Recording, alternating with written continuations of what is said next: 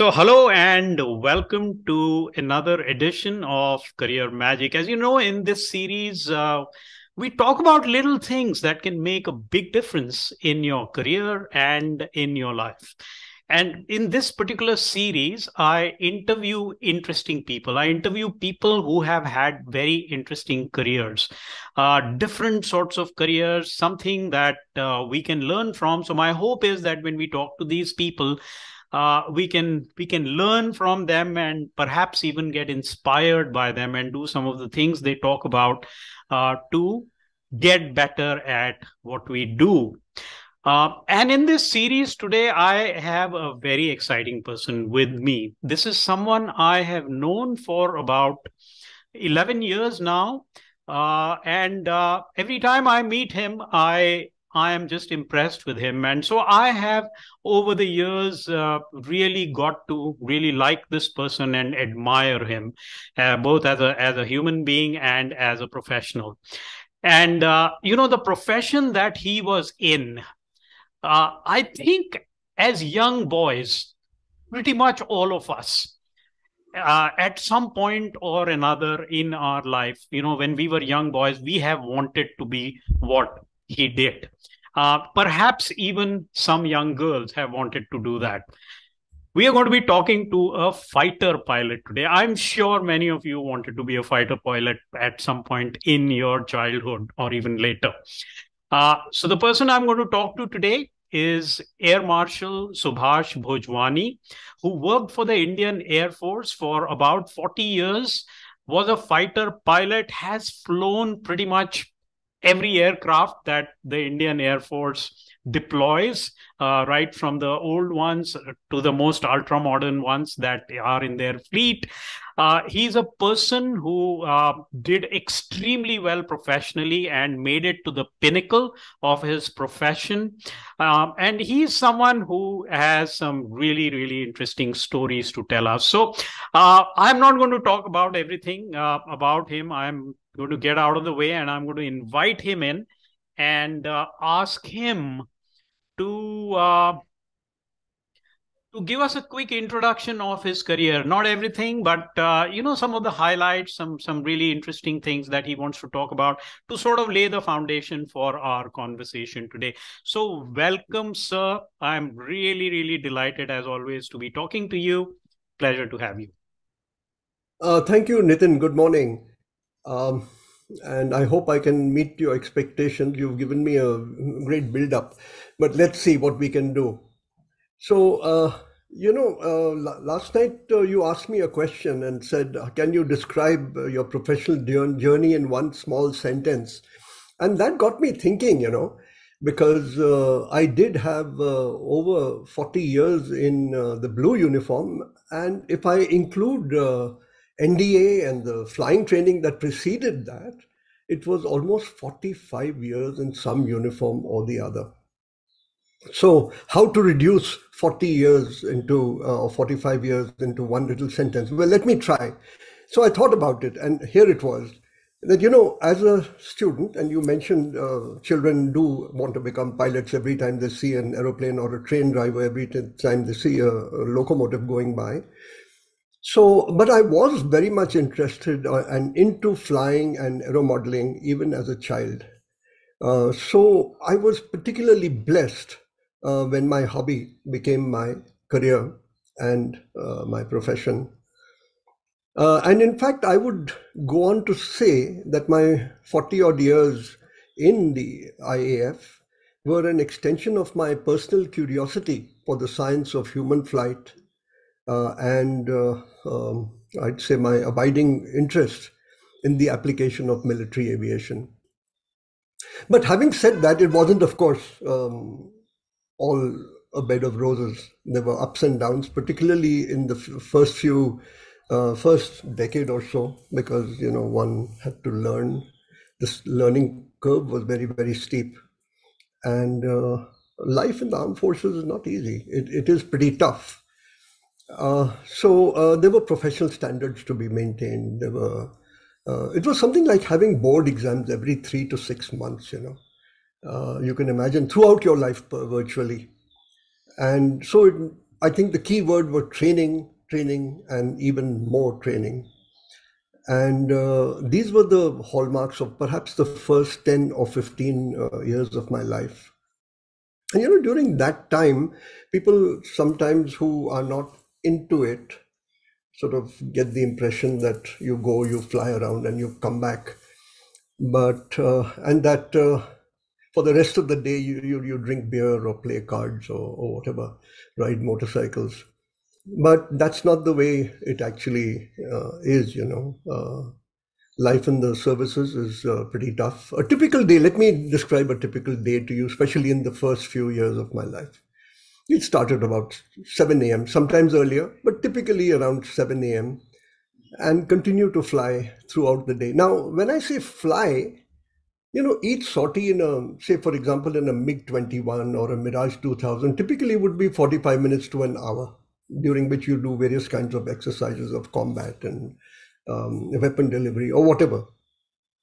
But that 1 hour only represented the time from wheels up to wheels down. It did not represent the couple of hours that were needed for briefing, planning for the sortie, making maps, and preparing for the exercise. But also, after the exercise, there was an extensive debrief, reports to be written, and those kind of things. So each 1 hour sortie actually represented about 3, sometimes even 4 hours on the ground before and after. And of course, if on a particular day night flying was planned, then you got back, had a quick cup of tea, tried to snatch a few winks, 40 winks, and then got back to your squadron to fly at night at 7 or 8 p.m. And the day ended, it could be 10 p.m., it could be midnight. And then next morning, the whole cycle started again. But okay, so when we flew hard, we worked hard, and when we had the time, we partied hard. So that's the thing, yeah. Um, the other thing is, of course, yeah, I just recalled, yeah. So the other thing is that in the services, you're required to be available 24/7. There is no weekend, there is no off days per se. If you're on the station, then you're required to be available 24/7. The call can come anytime to take on do your various kinds of responsibilities. So one has to be mentally ready for that kind of a thing. You can't tell your boss that, listen, today is a Sunday, leave me alone. No, there is no such thing. And yeah, these things caused a few Yeah. problems with domestics, with the partner, with children. But I guess we all go through that. I I suppose what you're saying is a little bit different from, see, the lot of times, even though I think there is tremendous respect and love for the armed forces, clearly, but I think there is also sometimes an impression that, yeah, at wartime you really have to put your lives on the line, put your limbs on the line. But at other times, it's an easy life. You party and you do a little bit of work and do some training and that kind of stuff. But what you're telling me is not like that at all. Life is tough, and are you really grind it out, even in peacetime. Is that right? Yes, absolutely. There is a famous saying, the more you sweat in peace, the less you bleed in war. And it's very, very true for the armed forces because, unlike in the commercial world or in the sports world, if you don't come first, you become a runner-up. If you don't get your runners-up, you get a bronze medal. In war, there is a winner and the other party is a loser. He's not a runner-up, he's a loser. If you don't kill, you get killed. So the dynamics of the whole thing are somewhat different. And in fact, you mentioned about very briefly about how do you sort of motivate people to do these kind of things. Uh, Yeah, in fact, the background to that, sir, was that I do a lot of work with people in the corporate world, and one of the things that I always hear from people who manage other people, is that Arey yaar, it is so hard to keep people happy. I have to give him a bonus every year. I have to give her a promotion every other year, or we have to give stock option. People are struggling to keep people motivated, and and one of the shining examples to me, I know a lot of people in the armed forces is the armed forces. You got to take people to war, you have to keep them motivated, and you do a fantastic job of it. So I'm glad that you picked up that thread, and you're going to tell us a little more. Yeah, so the thing is that, if I may put it this way, this is one of the FAQs. Lots of people want to know about how we motivate our people, because at the end of the day, how does, in particular in the army, less so in the air force, how does a leader, not a manager, a leader, and I'll come back to this probably a little later, manages to motivate his troops, and if necessary, to lay down their lives, and that is a big thing, because a leader, a commanding officer is a leader, the company commander is a leader. So I just use the word leader in a generic sort of a way. The leader has very little in his hands. He cannot give a promotion. He can recommend a person for a promotion, but it's the promotion itself is out of his hands. He cannot show favors by giving money, because salaries are fixed and there is no bonuses, there's no overtime of any kind. So what is left in the hands of the leader? So first is good leading. The person who's leading his troops must be a part of the troop. So whether it's in the Air Force or in the Army, I remember so often we would take up a four aircraft formation. A formation meaning that, four aircraft go together or two aircraft go together to do a common task, and they're dependent on each other. So sometimes the formation would include, for instance, the CO, or another senior flight commander, a squadron leader, and I was a young pilot officer or a flying officer in those days. But from the time we started preparing for the sortie, to the time we briefed, to the time we flew, and then came back and did a very extensive debrief, everyone was equal. It didn't matter whether a person was a wing commander or a junior flying officer, because each member of the team was considered an equal.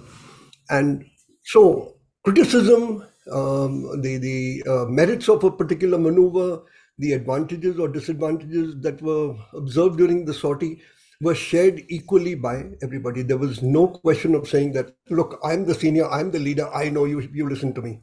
It doesn't happen that way.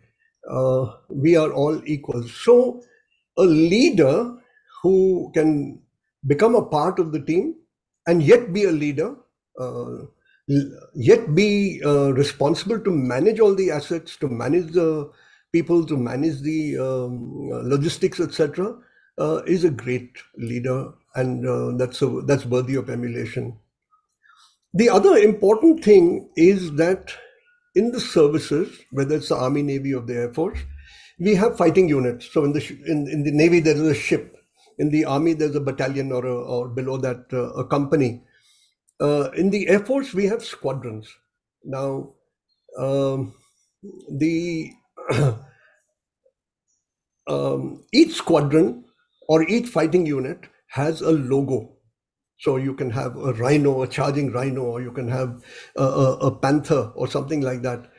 And we have a motto for the squadron, and this is drilled into everybody, and therefore certain traditions of the unit, certain activities of the unit, everybody has to take part in them. And so what happens is that the persona of the unit becomes your part of you. And you wouldn't, it is something like you wouldn't like to let down your children, you wouldn't like to let down the rest of your family in the public sphere. So you have to fight for the honor of the unit. You've got to do it well, and you've got to be a part of it. So the honor of the unit And therefore, the next level, the honor of the station and the honor of the entire Air Force rests on the shoulders of each and every individual. So when the chips are down, when you're faced with near impossible odds, you will give off your best because you're not fighting for yourself. You're fighting for the honor of the unit. Your own interests are it comes from within. Your own interests are suppressed. And one of the reasons this happens is that, the Army and the Air Force and the Navy are very cognizant of the fact that an individual may put himself in front of bullets for his buddies. But what happens to his family after he's gone? You're a father as much as anybody else. You've got to worry about your wife, you've got to worry about your children. So the service consciously looks after those who are injured in war or who somehow pay the final price. So the motivation comes from within. The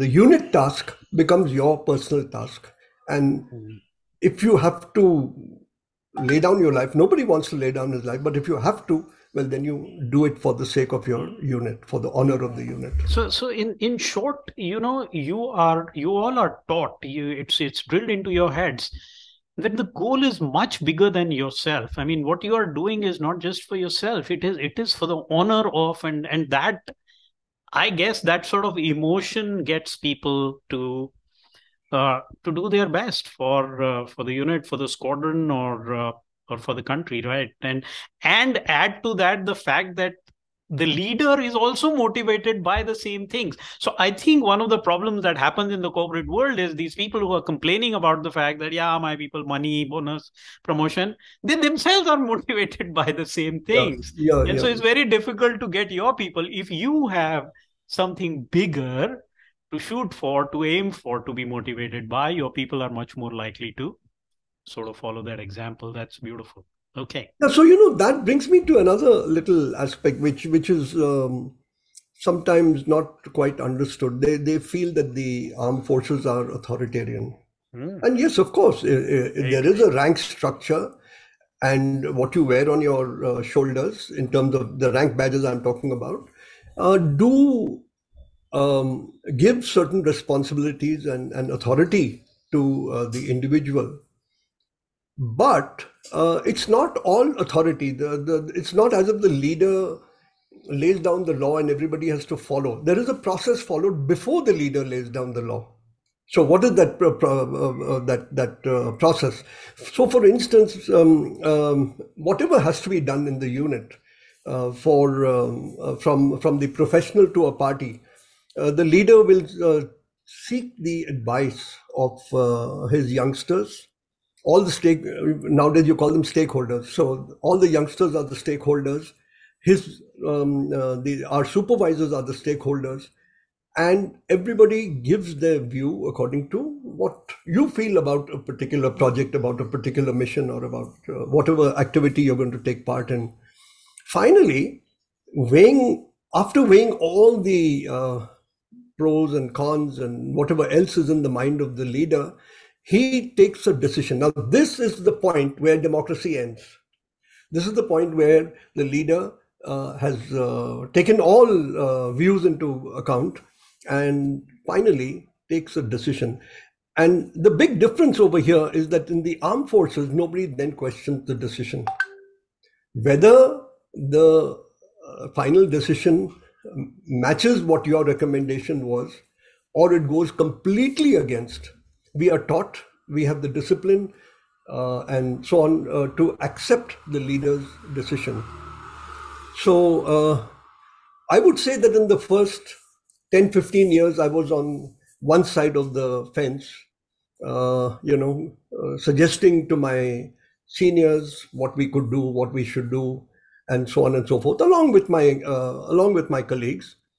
Then in the last 15, 20 years of my life, I was on the other side of the fence, listening to others and hoping that the decision that I took, which affected hundreds of people, were for the good of the service, for the good of the unit, for the good of the individuals involved. Mm. That's a beautiful, that's a textbook definition sort of building consensus. Consensus does not mean you discuss and argue endlessly till everyone is on board. It's really Yes, about taking everyone's opinions on board and then making a decision that everyone can live with. Even if yes, you don't 100% agree with it, you live with it and absolutely. support it. And Yeah. that's a beautiful textbook definition. And that's very different from what, I think people on the outside think about the armed forces. We really think that, yeah, it's completely authoritarian, and therefore, uh, people probably are not very happy just following orders. But that's really not the case. And in fact, that brings me to another very interesting thing that sort of uh, came out of your earlier point, which was so. Before I get to that, let me ask you another question. You spent 40 years in the same organization, right?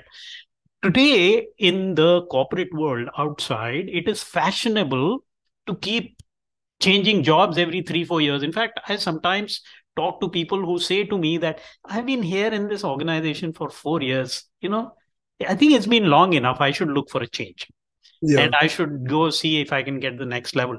It is fashionable to just keep jumping around. And one of my friends who was on this on a similar interview last time, Professor Vijay Krishnan, he talked about this as a problem that, these diagonal promotions where you don't deal with the headwinds within your organization, do not learn to cope with the difficulties, and you just jump around, and you really don't grow as a person or as a professional. So from your perspective, because yours I think is the other extreme of spending a very long your entire career in one organization, but most people who do really well in their careers spend substantial periods of time in one or two organizations at least. So what's that experience been like? Has Did you ever encounter frustrations, difficult times, difficult assignments or roles, and how did you push through those and learn from them? Yeah, so you're absolutely right. The services are, without exception, a cradle to the grave service career. You join as young cadets, you get trained, you stay in the service, and then you get out at whichever point suits you. Sometimes after 10, sometimes after 20, sometimes right at the bitter end. Um, but though let's put it this way, that though I served in the same organization for 45 years, I did not serve in the same station. We are a mobile organization, and by mobile I mean individuals get posted from one place to another. If you've got brothers, sisters, or any cousins or anybody in the services, you know that every 1.5, 2 years, maybe 3 years at the most, the guy is shifting from one station to another. A completely new environment, a completely new boss, a completely new, though the basic system remains the same, there are a lot of differences between one station and another. So even if you're going through a bad patch with a particular commanding officer or with a brother officer, some issues are there which don't suit you for one reason or the other. You understand that, look, this is temporary. Within a matter of 1 or 2 years, your turn will come for a posting, or your boss will get posted out, and somebody else will come, and hopefully a better person. So to that extent, change is a part of the game.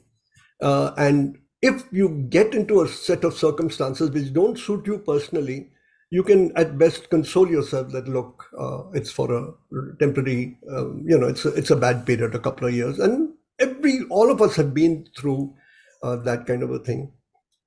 But among people with whom I've dealt with, for about 3 years, I was fortunate enough to be posted to air headquarters as the head of HR.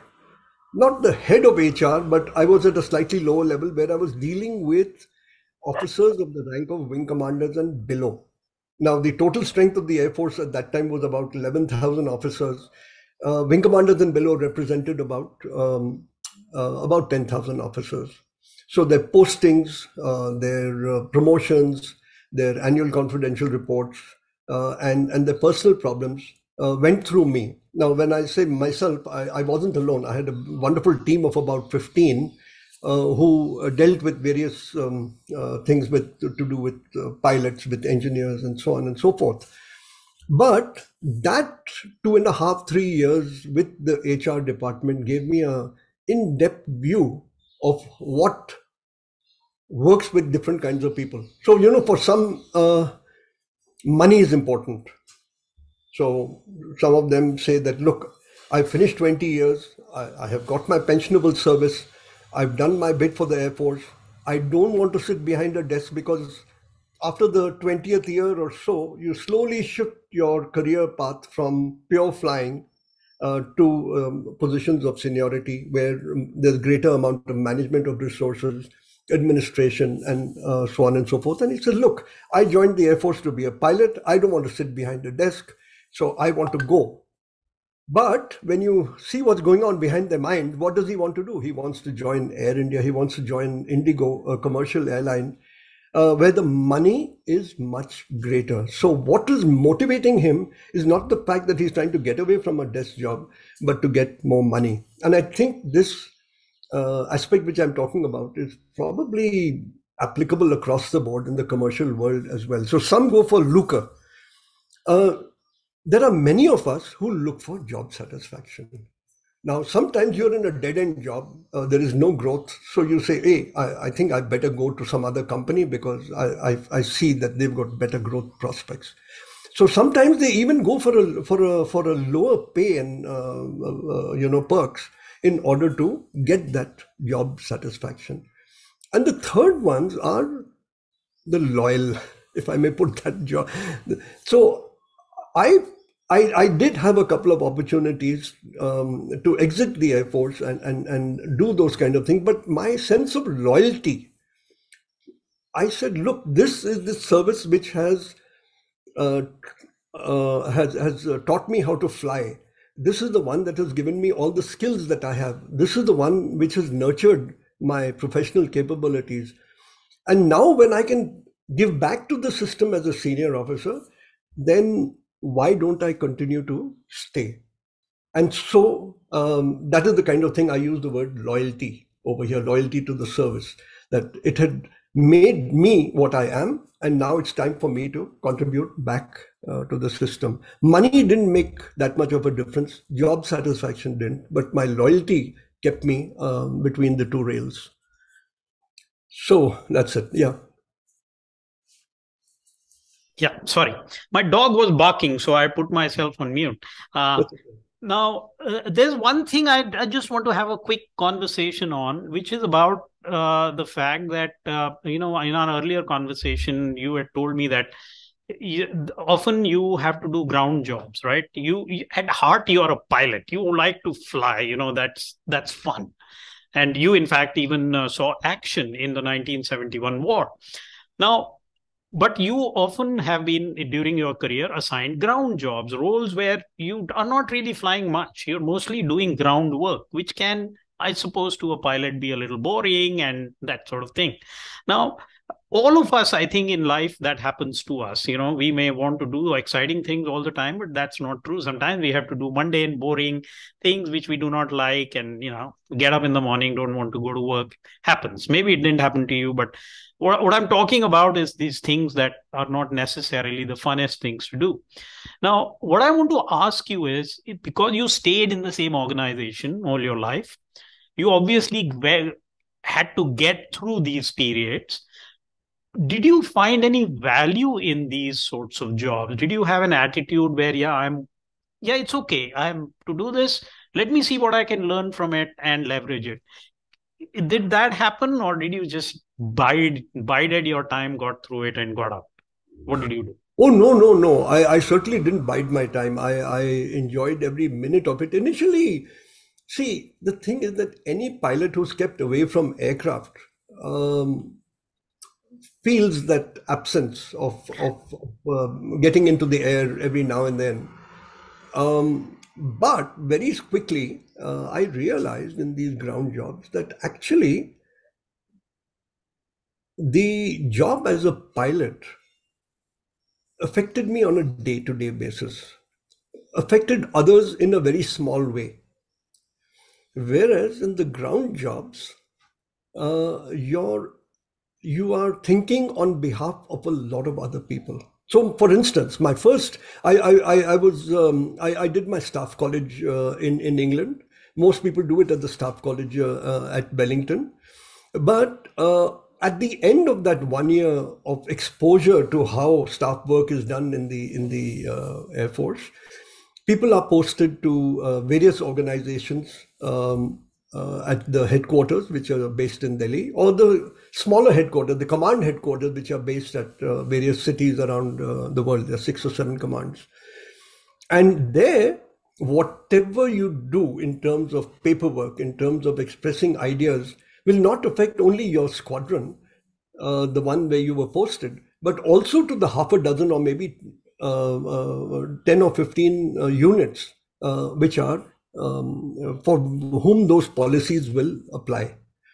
So I realized very soon in my career on the ground for the first time, this was back in 1981, that hey, this is not all bumps. There was a lot of paperwork, there were a lot of reading to do, there was a lot of writing to do, and in those days there was no photocopying machine, there were no word processors. You had to get everything done by hand. But when I went back to the squadron 5 years later or 3 years later, I discovered that many of the things that were being done in the squadrons now were things that we had sent out as policies from headquarters during my time. Even though I was a small cog in a very large wheel, in a very big machine. But I could see that some of my contributions were being used in the field level. So the thing is that, let's put it this way to explain, the first 10, 15 years you're in a squadron. In the next 5, 7 years, you're doing a ground job and then getting back to flying. Maybe you go back as a squadron commander. Maybe you go back as a flight commander. And then in the last 10, 12 years, you're virtually on a desk job right through.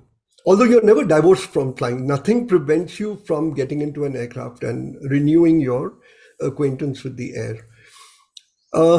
But that's the way that the thing works. So during that interim period, during which I did a little bit of ground job and then went back into the field, two things happened.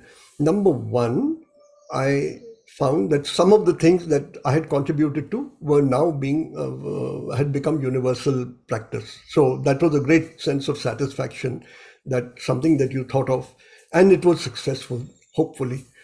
The other aspect was that for instance, as a squadron commander, in Tezpur, I commanded 28 Squadron, which is now flying MiG-29s out here on the western area. We were in Tezpur at that time, and we needed some things. My sister squadrons on the same base also needed something. Maybe it was a car, maybe it was some spare parts for an aircraft, maybe it was some of my men needed something. They wanted to be posted to maybe to Kerala, or I remember there was one person who wanted to get posted to Bihar. With my 2 years at that time, with my 2 years of experience sitting in air headquarters, I realized you don't have to go to the chief of air staff. You don't have to go to an air marshal to get things done. You could actually go to the people with whom I was dealing, squadron leader, wing commander level. They were the ones who actually wielded the power to say yes or no to your request. So I knew which rooms they were sitting in. I knew which telephone number to call. And I was able to get things done, which my colleagues in the other two squadrons, how do you manage it? They did not. Their bad luck that they did not have a ground tenure. I did. So you used it. So you really used it to learn their organization, to contribute to the larger organization, and it benefited you eventually in terms of being able to get stuff done faster. Yeah. Absolutely. Yeah. Brilliant. So when you look back, and in these 40 years, you had fellow officers. You by all accounts, you had a very, very successful career. When you look back, sir, at these 40 years. But what were some of your personal traits that you would identify as important that helped you achieve the success that you did? Well, difficult to put a finger on, but let me try and. So, first one was, I think, independent thinking and ability to think out of the box. People get the impression that armed forces officers are marionettes, that they do only what they are told to do, but that is far from the truth. There's an enormous amount of fresh thinking, imagination, imaginative ways of doing things, and so on, that are appreciated, and initiative is also appreciated. So let me give you an example which you read about in the press every day. If a child falls into a bore well, who's called to take them out? They call an army unit to do it. Not because they have the machines. They have the individuals who can think out of the box, because it's a situation which they've never faced before. And yet they find a solution for it. Not always successfully, but they do it. So, if you ask me what was the trait that helped me get ahead, one was, I would say, independent and imaginative thinking, and definitely out of the box. Not always accepted, not always appreciated, but you just have to go for it, because you've got to be able to. That's the second one, that you have to be able to convince with logical thought, cogent arguments, and so on and so forth. And I think all these things are, at the end of it, your promotions are dependent on your annual confidential reports. They're confidential. I have no idea what my 40 reports or more carried.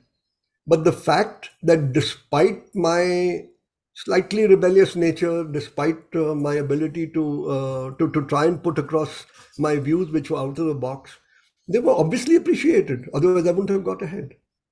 Mhm. So I guess from my point of view, those were the traits that Yeah, perhaps yeah. I would like to highlight. I can still see those traits. In fact, I mean, if I had to describe you based on my interaction and with you, based on my knowledge of you, I can clearly see those traits, and I would call you a lifetime learner. You're still learning new things. I mean, you are still doing stuff. You work with your hands. You have a workshop that you are very proud of, where you do stuff with your hands and keep helping out. So I can definitely see those traits even today. One last thing I want to pick your brain on, which is an example I talk about in some of my workshops, leadership workshops, where I use this principle from the armed forces called the commander's intent, where what we really talk about is the fact that,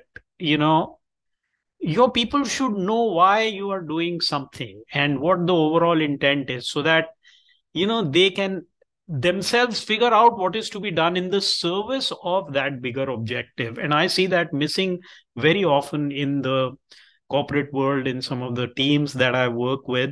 So can you talk to that a little bit, how you use that and why that is an important concept for you? Yeah, so I would definitely say that during my so many years in the service, I came across leaders who put across their intent along with the logic of that intent. I personally like that very much. There are other leaders who feel that there is no need, that it is ours to do and die, not to question the reason why. And they say that, look, once we put across an order, it is to be carried out, no questions asked. I personally feel that motivation increases if the stakeholders know why and how a thing is going to be done, rather than merely what is to be done. See, at the end of the day, in a situation where there are hostilities, fighting a war, it's not a one-sided kind of a thing. You try to do something, the enemy counters it. The counter to the enemy, you try and counter it.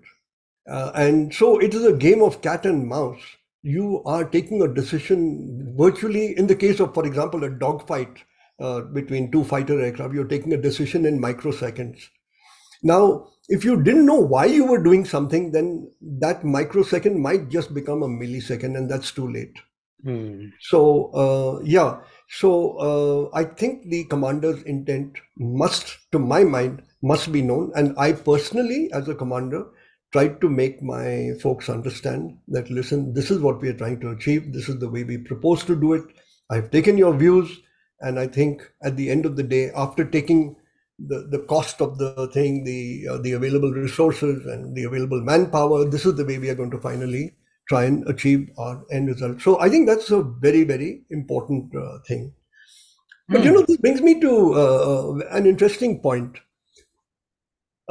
See, I mentioned the word training and I repeated it 3 times.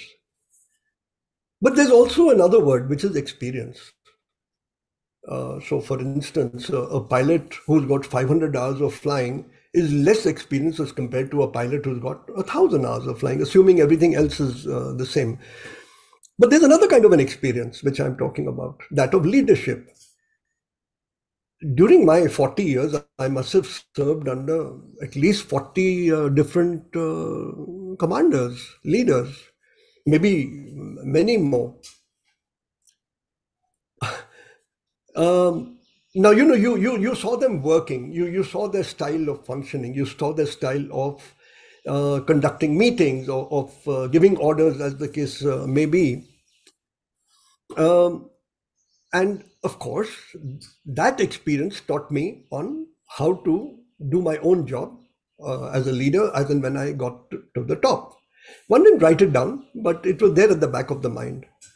And the interesting thing is uh, that the interesting thing is that I think I learned more about commanding and leadership from people who did a bad job rather than those who did a good job of.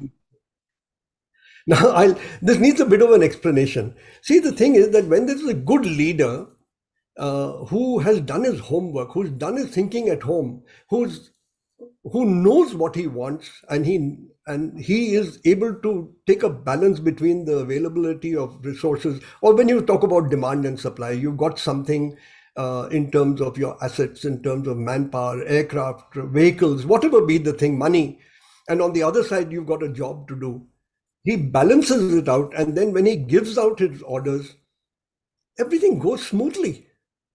You don't learn much actually from that kind of thing. It's like everything just goes off as if exactly as planned. Then there are the bad leaders, the leaders who haven't thought through things through, or have put too much of their own biases into it. And you find that whatever the activities, it could be organizing a sports event, it could be fighting a war, it could be rescuing a child from a bore well, things just don't seem to fall into place because the logistics of it, the money of it, the ability to of your individuals, these somehow become the hindrances to achieving the end result. So I personally feel that if I had, and I've had a couple of bad commanders, I learned a lot from them. I learned, for example, how not to command a station because there were a lot of problems with those people who did a bad job of it. So yeah, so you learn and all your life, and hopefully one does a better job as a result of it. Hmm. Cool. Very interesting. Sir, any parting thoughts? What is there anything you want to tell young professionals of today, whether they are in the armed forces, public sector, private sector?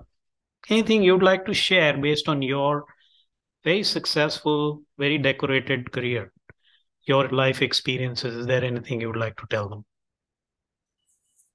Uh, I was privileged to have been a part of a great fighting force, privileged to have been actively involved in 2 wars at 2 levels. So the first one was the 1971 war, where I flew 31 missions in those 14 days in the Western sector, flying a MiG 21. Wow.